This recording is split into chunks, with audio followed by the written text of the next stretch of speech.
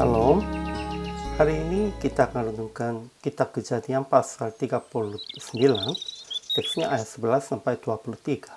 Dan sudah dibagi dua paragraf.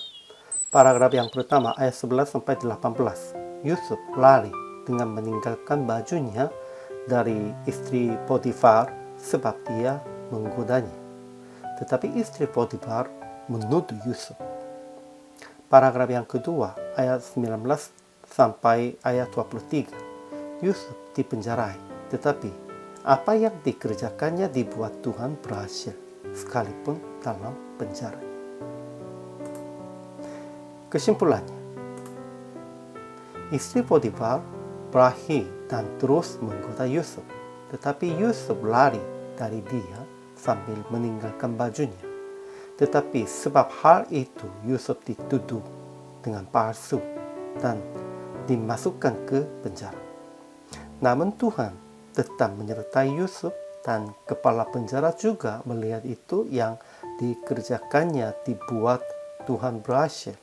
Akhirnya Yusuf menjadi seperti pelayan penjara, bukan seperti narapidana biasa.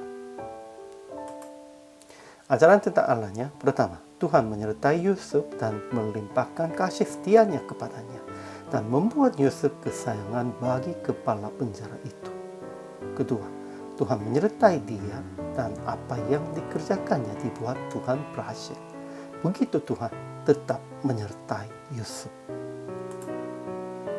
Ajaran tentang manusianya, pertama, istri Potifar terus menggoda Yusuf untuk tidur bersama, namun akhirnya dia menuduh Yusuf.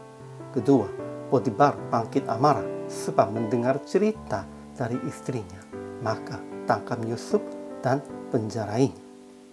Ketiga, kepala penjara yang sayang Yusuf dan mempercayakan semua tahanan dalam penjara itu kepada Yusuf, dan segala pekerjaan yang harus dilakukan di situ dialah yang mengurusnya. Keempat, Yusuf terlihat sebagai orang yang Tuhan menyertai. Aplikasi hari ini, pertama, jangan menggoda orang lain untuk memuaskan keinginan diri sendiri. Memang itu pasti menjadi dosanya. Kedua, jangan menuduh orang lain sekalipun perbuatan tidak sesuai dengan ide Anda. Ya, memang mereka pun juga ada keadaan sendiri dan mereka pun juga ada idenya, dan kalau sekalipun kau mau, itu kalau berbuat dosa, itu pun juga mereka harus tidak setujuinya. Jangan menuduh orang lain sekalipun perbuatan tidak sesuai dengan ide Anda. Ketiga, menghargai dan kerjasama dengan orang yang Tuhan menyertai. Dimanapun ada orang-orang yang Tuhan menyertai, kita bisa melihat kalau itu sudah jelas harus menghargainya dia dan harus kerjasama dengan dia. Keempat, jangan putus asa di dalam penderitaan dan tetap melihatkan akan Tuhan menyertai Anda. Pentingnya begitu. Memang orang percaya pun pasti bisa mengalaminya penderitaan kesulitan. Namun pada waktu itulah jangan putus asa dan tetap setia di depan Tuhan. Kalau begitu orang-orang sekitarnya pasti bisa melihat akan Tuhan menyertai Anda. Inilah penting.